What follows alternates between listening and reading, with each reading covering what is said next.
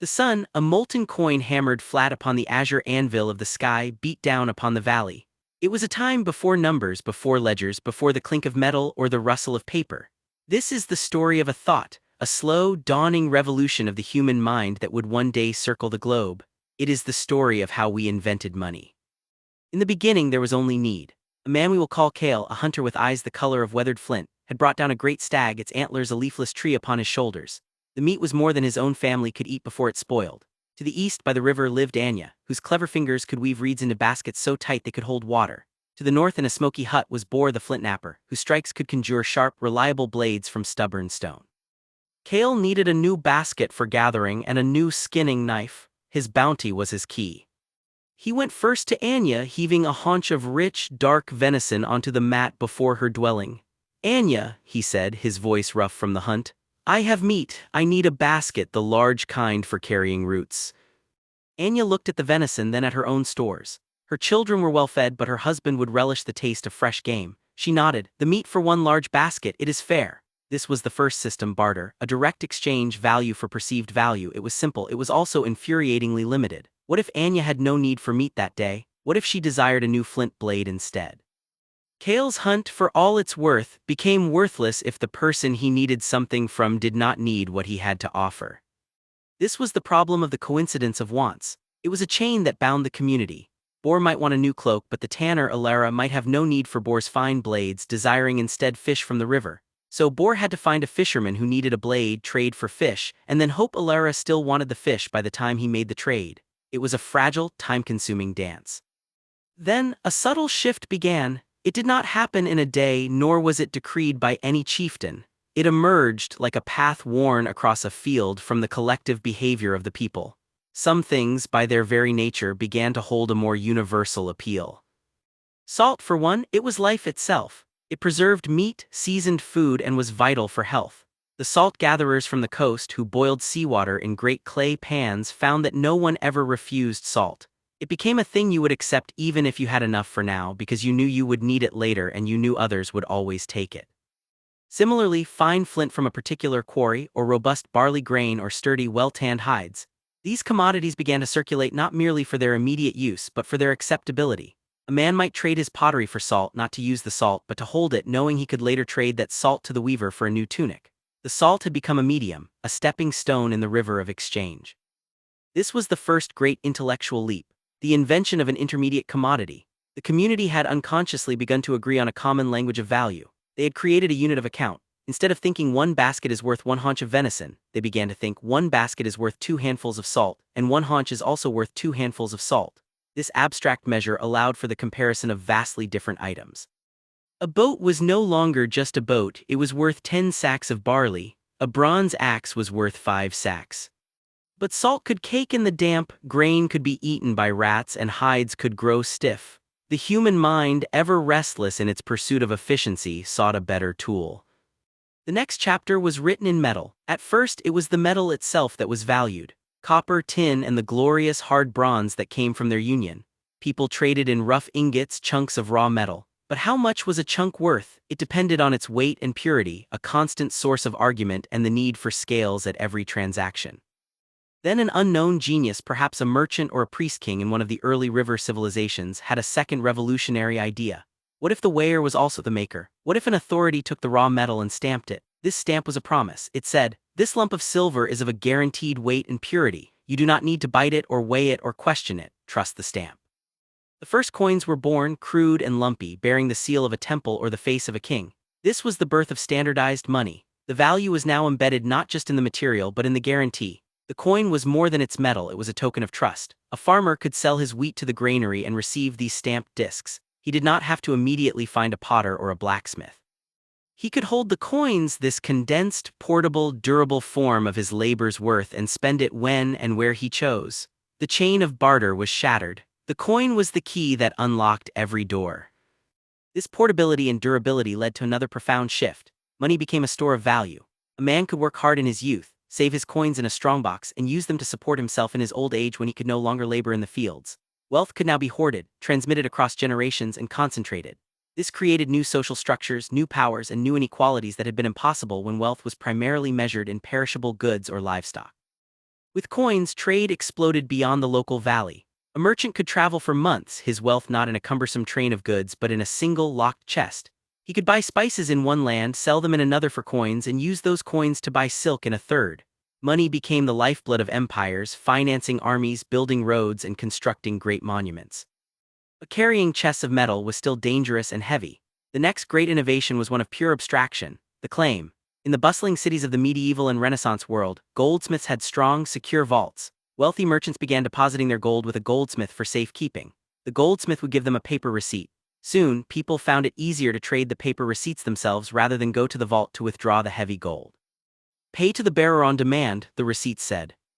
These paper receipts were the first banknotes. The money was no longer the valuable thing itself, but a promise to pay the valuable thing. The value had migrated from the material to the ethereal realm of trust and contract.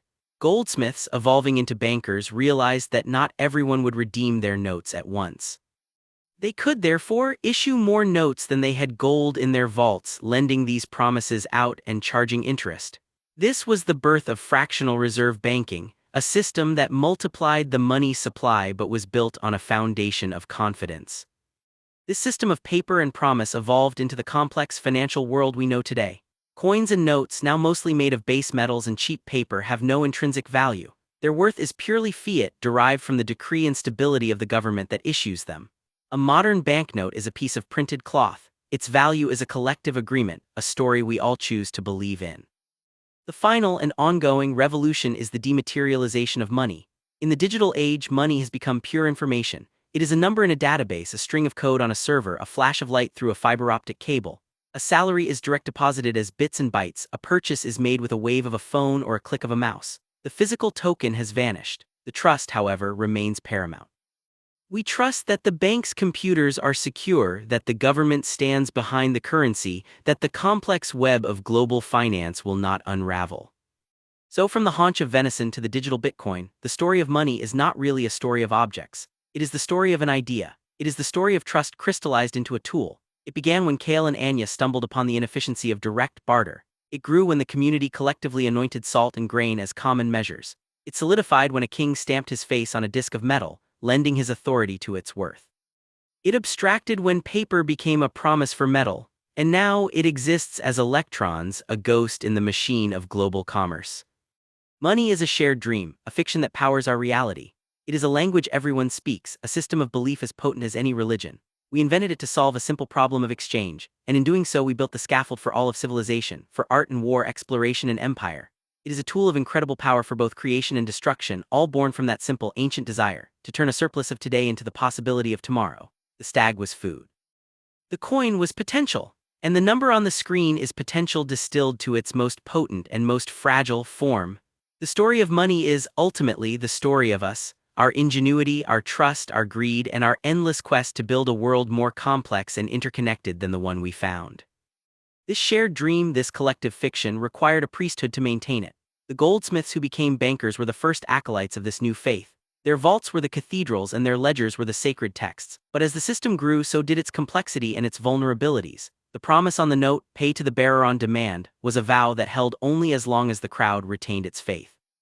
A whisper of doubt, a rumor of insolvency could trigger a stampede to the vaults, a run on the bank, where the tangible reality of limited gold collided violently with the abundant fiction of paper promises. The dream could, in an instant, become a nightmare. This fragility necessitated a higher power, a central bank, to act as the ultimate guardian of the faith. This institution would hold the nation's ultimate reserves, lend to commercial banks in times of crisis, and most importantly, control the sacred ritual of creating money. The power to print currency, once a privilege claimed by many, became centralized, a sovereign right. The state's authority now backed the paper in your pocket, merging the power of the sword with the power of the purse. Your 10-pound note was not a claim on a specific lump of gold in a specific vault. It was a claim on the full faith and credit of the entire nation, a promise that the system itself would endure. This system of state-backed fiat money unleashed unprecedented economic energy. Governments could now, within reason, manage the economy. They could fight the plague of deflation, where falling prices strangled growth, by injecting more money into the system. They could, conversely, try to cool an overheating economy by tightening the supply. Money became a tool of macroeconomic policy, a lever pulled by finance ministers and central bankers in paneled rooms, their decisions rippling out to affect the price of bread and the stability of jobs across the land. Yet this very power contained the seeds of its own abuse. The temptation for a state to simply print its way out of trouble, to pay its debts with increasingly worthless currency, was a siren call that many throughout the 20th century could not resist. The Weimar Republic in Germany, Zimbabwe in the 2000s, and Venezuela in more recent times all became cautionary tales of hyperinflation. In these episodes, the shared dream curdled into a collective psychosis. Wheelbarrows full of banknotes were needed to buy a loaf of bread. The money, divorced from any semblance of scarcity or discipline, became mere paper, and the trust that gave it life evaporated, leaving social chaos in its wake.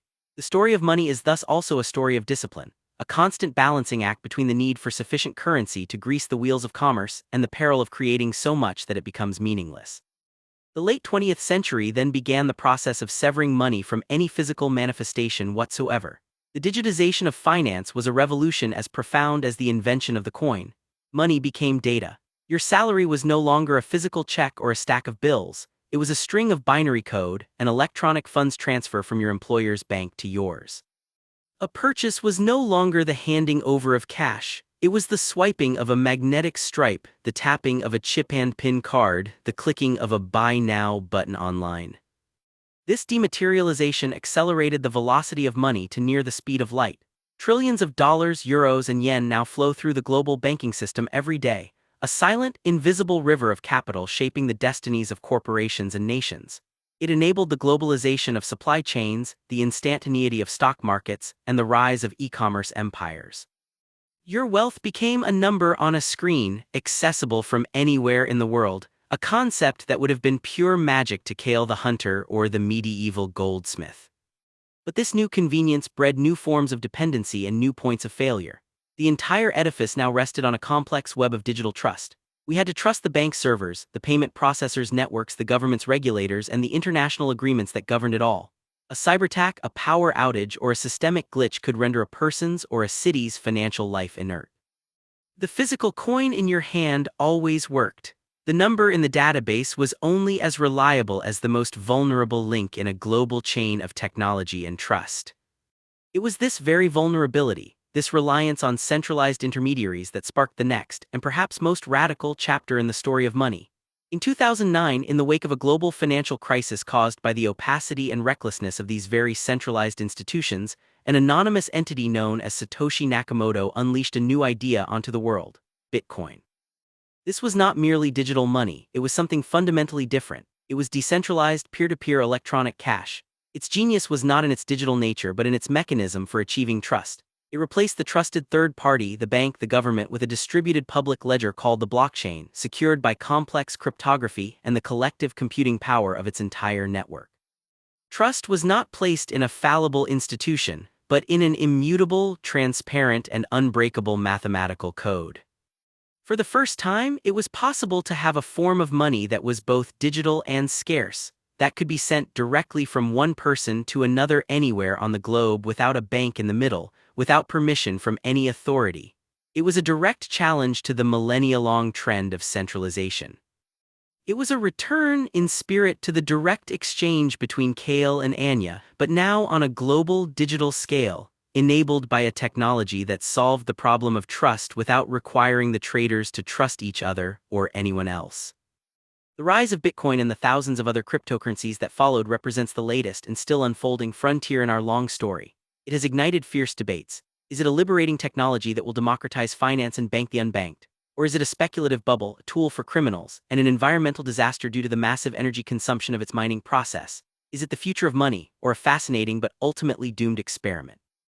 The story of money, therefore, is not a linear march of progress. It is a spiral echoing with old problems solved in new ways.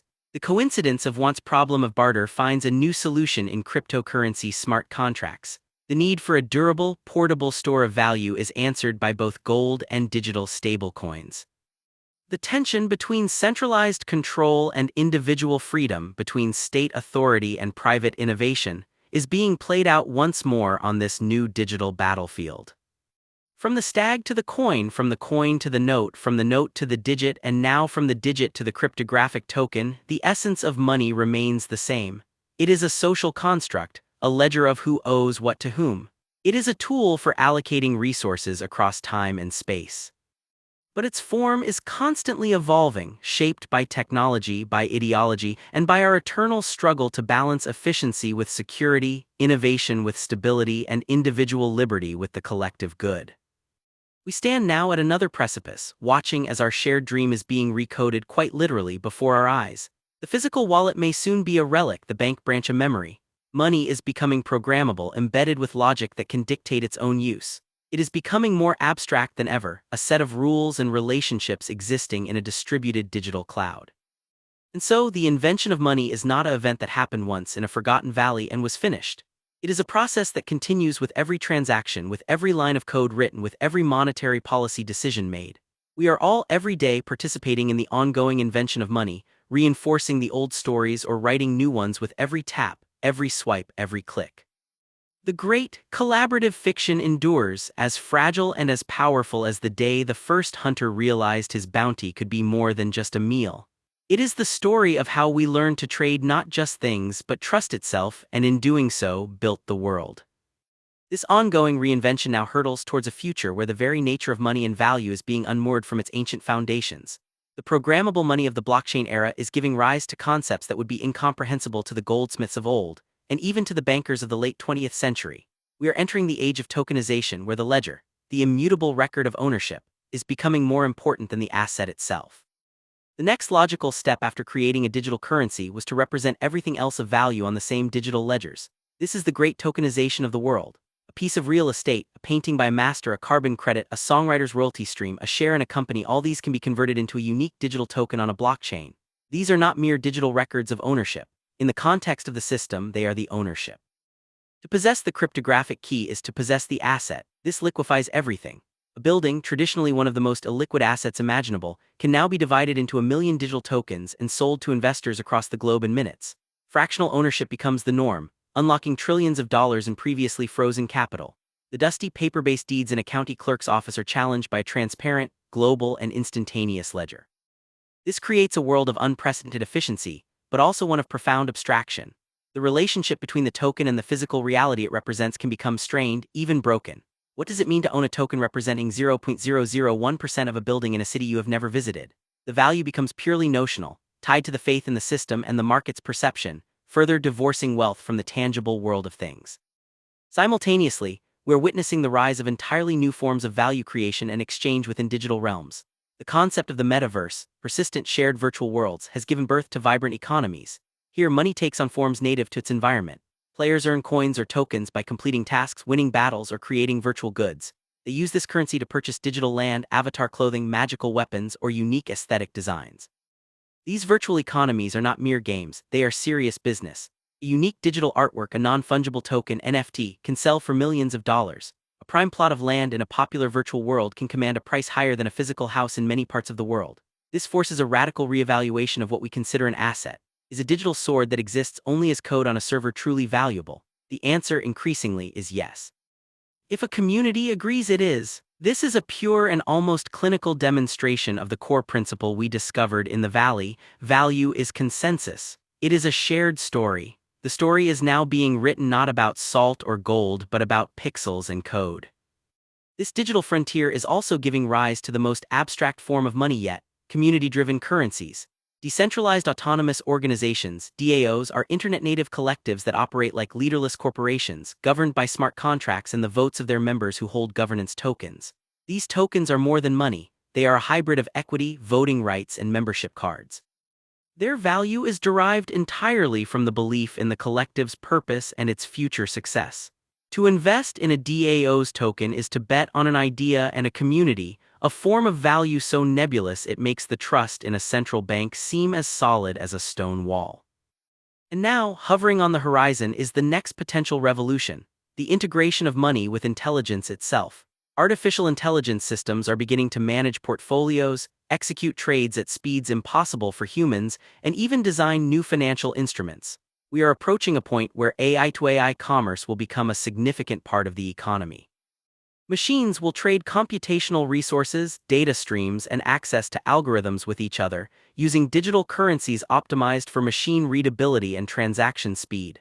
These transactions may happen millions of times per second, in a parallel economy invisible to human eyes, a humming, digital substrate beneath the human economy. This prospect raises profound questions. If AIs are the primary participants in a financial system, what form will their money take? It will likely be maximally efficient, utterly dispassionate, and potentially incomprehensible to human sensibilities. The social contract that underpins our current money, the collective trust in a state or a system, may be replaced by purely logical contract, an algorithmic consensus that requires no faith, only processing power. The story that began with a haunch of venison is thus spiraling towards a future where money is intelligent, context-aware, and deeply embedded in both our physical and digital realities. The coin in your pocket was a token of trust in a king. The note in your wallet was a token of trust in a state. The digit on your screen is a token of trust in a banking system. The cryptocurrency in your digital wallet is a token of trust in a mathematical protocol. And the AI's currency will be a token of trust in its own optimized logic. Each step represents a further abstraction, a greater distance from the visceral reality of the stag in the basket. Yet the core human impulses remain unchanged. The desire to secure our future, to trade our labor for comfort, to measure our worth, and to project our power. Money in all its forms is the mirror of these desires. It is the crystallization of our hopes and our fears, our cooperation and our competition. The invention of money was never completed. It is a perpetual work in progress, a narrative we are all co-authoring. As we stand at the brink of this new era, of tokenized assets, virtual economies, and machine-driven finance, we are not merely users of money. We are, as our ancestors were, its active inventors. We are shaping the next layer of this grand, collaborative fiction, deciding what we will collectively agree to value, and in doing so we are deciding the shape of the world to come. The ledger, from the notches on a tally stick to the distributed blockchain, endures. It is the story of us, written in the only language every culture, every era, and perhaps soon every intelligence has ever understood, the language of account. The ledger, from the notches on a tally stick to the distributed blockchain, endures. It is the story of us, written in the only language every culture, every era, and perhaps soon every intelligence has ever understood, the language of account. But as this language becomes more complex, more deeply integrated into the fabric of reality itself, we are forced to confront the ultimate implications of our invention. We are moving beyond a tool for trade and into a realm where money becomes the fundamental architecture for a new kind of existence. This new layer is being built on the principle of radical granularity. The tokenization of a building or a song was just the beginning. We are now approaching the ability to tokenize moments, actions, and attention. Imagine a world where every piece of data you generate, your steps, your heart rate, your search history, the time you spend looking at an advertisement, is assigned a microvalue and recorded on a personal, sovereign data ledger. This data of self becomes your most valuable asset, a stream of tiny tradable tokens representing the minutiae of your life. You could choose to sell access to your health data stream to medical research AIs, rent your attention tokens to advertisers for a premium, or be compensated with usage tokens every time a company employs your data to train its algorithms. Your very existence becomes a continuous, low-level economic activity. This is the logical endpoint of turning everything into capital, a world where, as some philosophers warned, everything solid melts into air, and in this case is promptly tokenized on a blockchain. This creates a society of hypercapitalism where the market's invisible hand touches every facet of life. Social interactions could be gamified and financialized. A kind word, a helpful gesture, a piece of clever advice, these could be formalized into social tokens within community DAOs, creating a literal reputation economy. Your social capital would have a precise, liquid value. While this could incentivize pro-social behavior, it also threatens to commodify human relationships, reducing the rich, ambiguous tapestry of human connection to a cold calculus of credits and debits. The shared dream risks becoming a shared spreadsheet. Concurrently, the virtual economies of the metaverse are evolving into digital city-states with their own complex fiscal policies. These are not just games, they are emerging jurisdictions. The creators of these worlds function as central banks, controlling the money supply of their native currencies, managing inflation for digital assets, and even collecting taxes on in-world transactions. They face the same challenges as real-world governments, preventing wealth inequality from destabilizing their society, funding public goods like virtual infrastructure, and combating fraud and black markets. A collapse of a major metaverse currency could wipe out the life savings, however digital, of millions of participants, echoing the bank runs of the 19th century, but in a realm with no physical depository insurance. In this fragmented landscape, the role of the nation-state is thrown into question. For centuries, the power to create and regulate money has been a cornerstone of sovereignty. But what is a government's authority when its citizens transact in a global, stateless cryptocurrency? earn an income in a corporate metaverse token, and store their wealth in a portfolio of tokenized digital art and AI-generated assets, borders become increasingly porous to capital flows that are purely informational. The state may respond by creating its own digital currency, the central bank digital currency (CBDC). This would be the ultimate expression of fiat money, purely digital, issued directly by the state and offering unprecedented control. A CBDC could be programmed. It could be given an expiration date to force spending during a recession. It could be restricted from purchasing certain goods like sugary drinks or fossil fuels. It could be loaded with social benefits that can only be used for specific purposes. This is money as a direct tool of social policy, a powerful instrument for good or for oppression.